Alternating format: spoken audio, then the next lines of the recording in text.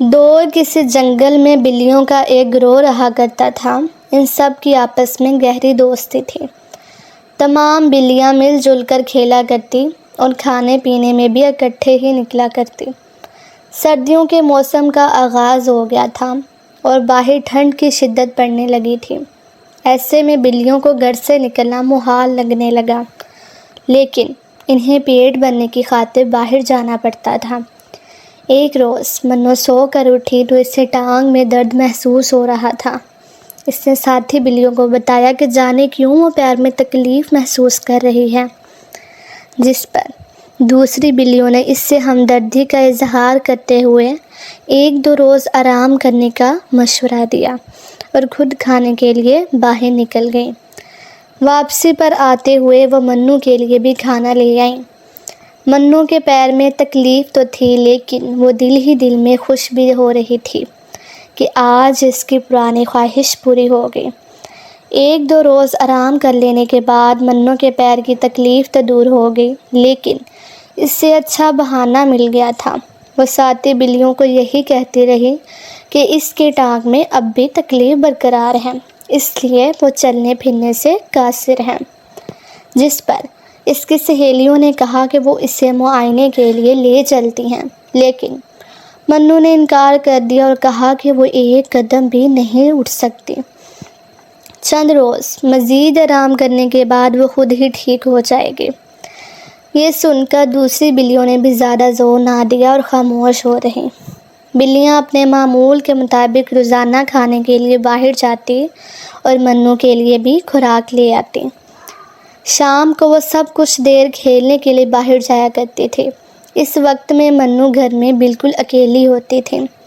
اس کا بھی دل کرتا تھا کہ وہ ان کے ساتھ کھیلنے کے لیے باہر نکلے، لیکن ایسا کرنے کی صورت میں اس کا پول کھل جاتا اور مزید چند روز بستر پر ہی گزارنا چاہتی تھی۔ اسے فراغت کے یہ دن بے حد پسند آ رہے تھے۔ ایک روز معمول کے مطابق سبھی بلیاں کھیلنے کے لیے باہر گئی ہوئی تھی۔ منو بستر پر مزے سے لیٹی تھی کہ اچانک اسے گوشت کی بو آئی۔ اس نے فوراً کان کھڑے کر لیے اور کھڑکی سے سر باہر نکال کر یہاں وہاں دیکھنے لگی۔ ایسا کرتے ہوئے اس نے خود کو کھڑکی کی اوٹ میں چھپا رکھا تھا تاکہ باہر کھیلتی بلیوں کی نظر اس پر نہ پڑ جائے۔ اب جو اس نے گوشت کی تلاش میں نظر دوڑائی تو وہ کیا دیکھتی ہے کہ درخت کے نیچے ایک لڑکا کسی جانور کا گوشت پھینک رہا ہے۔ یہ دیکھ کر منو کے منہ میں پانی بھر آیا۔ وہ جلد از جلد گوشت تک پہنچنا چاہتی تھی۔ تازہ گوشت دیکھتے ہی اس کی بھوک میں اضافہ ہو گیا تھا۔ منو نے دل میں ارادہ کیا، ساتھی بلیوں سے نظر بچا کر گھر سے باہر نکل گئی۔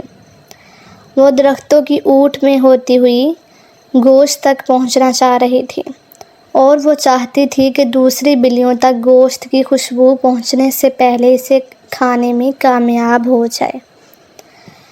چھپتی چھپتی وہ گوشت تک پہنچی اور جلدی جلدی پنجے چلاتے ہوئے کھانے میں مصروف ہو گئی۔ اب تک کسی کی نظر اس پر نہیں پڑی تھی۔ سارا گوشت ختم کرنے کے بعد وہ بے حد خوش تھی اور چاہتی تھی کہ اب یوں ہی چپکے سے ساتھی بلیوں کے واپس آنے سے پہلے گھر پہنچ جائے۔ بلیوں کے واپس آنے میں چند ہی منٹ باقی تھی، اس لیے منو درخت کی اوٹ میں چھپ کر آہستگی سے جانے کی بجائے بھاگتی ہوئی گھر کی جانب گئی۔ جلدی میں اس بات سے بے خبر تھی کہ تھوڑی ہی دور کھیلتی ساتھی بلیاں منو کو بھاگتے ہوئے دیکھ چکی ہیں۔ وہ دل ہی دل میں منو سے شدید خفا ہو چکی تھی اور اسی دوران بدحواسی میں بھاگتی منو کا پیر ایک بڑے پتھر سے ٹکرایا اور کراہتی ہوئی زمین پر گر پڑی۔ ساتھی بلیاں دور کھڑی افسوس سے منو کو دیکھ رہی تھی۔ وہ سمجھ گئی تھی کہ منو کو اپنے جھوٹ کی سزا مل چکی ہے۔